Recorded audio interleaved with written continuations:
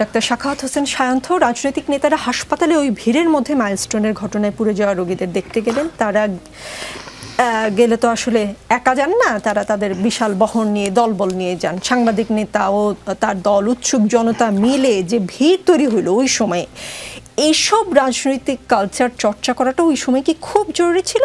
আপনি একজন চিকিৎসক, আবার বিএনপির সাথেও আপনার একটা ঘনিষ্ঠ সম্পর্ক আছে, দুই দিক থেকে একটু বলেন না প্লিজ।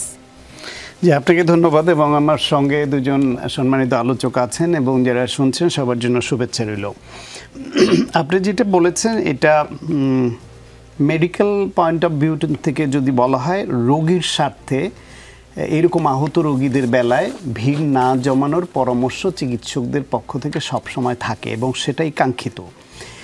কিন্তু বাংলাদেশের যে বাস্তবতা এবং যে ব্যাড কালচার, তার অংশ হিসেবে আমাদের এখানে দেখবেন যে সার্জারির রোগী, গুরুতর সার্জারি হচ্ছে, তার আত্মীয় স্বজন বন্ধুবান্ধব গিয়ে ভিড় জমায়। দেখতে গেলে এক বিন্দু লাভ হয় না, উল্টা ক্ষতি হওয়ার সম্ভাবনা থাকে, তারপরও যায়। মনে করে না গেলে কি মনে করবে।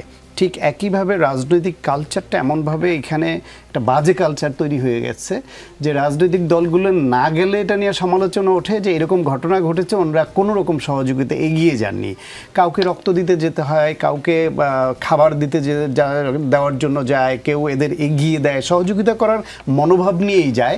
কিন্তু ওই সহযোগিতা করবার জন্য সব পক্ষের বিভিন্ন রাজনৈতিক দলের এবং স্বেচ্ছাসেবী সংগঠনগুলোরও একটা প্রতিযোগিতার মতো তৈরি হয়, ফলে একটা ভিড় তৈরি হয়। এটা কার্যত এই চিকিৎসাকে ব্যাহত করে। ফলে এটা উচিত আমার মনে হয় রাজনৈতিক দলের পক্ষ থেকেই আহ্বান করা যে যদি কেউ নেতৃস্থানীয় কেউ পরিদর্শনে যান, সেটা ভেরি লিমিটেড, একা বা দুজন এরকম চিকিৎসকদের পরামর্শ নিয়ে গেলেন এবং অন্যদেরকে নির্দিষ্ট দূরত্ব বজায় রেখে, যারা রোগীর কাছে না, রোগীর স্বজনদের কাছ থেকে জানা যে কোনো রকম হেল্প দরকার কিনা, আপনার রোগীর রক্ত লাগবে কিনা, রক্তের ব্যবস্থা করা, বা কারো চিকিৎসার জন্য পর্যাপ্ত অর্থ নেই, তার ওষুধ কিনতে হবে, সেই ক্ষেত্রে সহযোগিতা করা। যারা সত্যি সত্যি মানবিক উদ্দেশ্য নিয়ে যান সেটাও কিন্তু রাখতে হবে, কিন্তু এইরকম চিকিৎসা কার্যক্রম ব্যাহত করে নয়।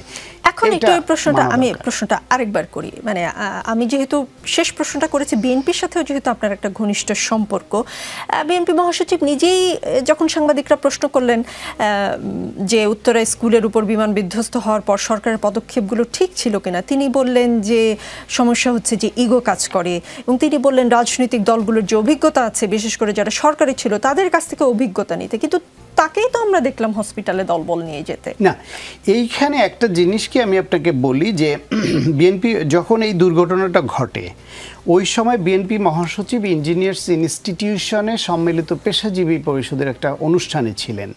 তারেক রহমান ওইখানে প্রধান অতিথি ছিলেন এবং এই দুর্ঘটনার খবর পেয়ে সে অনুষ্ঠানটাকে সংক্ষিপ্ত করা হয়। মহাসচিব নিজে ওইখানে বক্তব্য রাখেননি, না রেখে ওইখান থেকে উনি একা বেরিয়ে গেছেন। আয়োজকরা পর্যন্ত বুঝতে পারেনি তিনি বেরিয়ে গেছেন। তাকে বক্তৃতার জন্য যখন ডাকা হয় তখন অ্যাক্টিং চেয়ারম্যান তারেক রহমান বলেন যে উনি আহতদের ওইখানে গেছেন। তার মানে কতটা নীরবে তিনি বেরিয়ে গেছেন। এখন এইসব দলে হয় কি, নেতা যখন যায় তাকে কেন্দ্র করে অনেকে ভিড়ে যায় পিছনে পেছনে। এইটা চাইলেই তাৎক্ষণিকভাবে সরানো খুব সহজ নয়, তবে এটা ভবিষ্যতে উচিত হবে ওনাদের খুব কড়া বার্তা দেয়া যে চিকিৎসকের পরামর্শের বাইরে কেউ যেন ভিড় না জমায়। জি।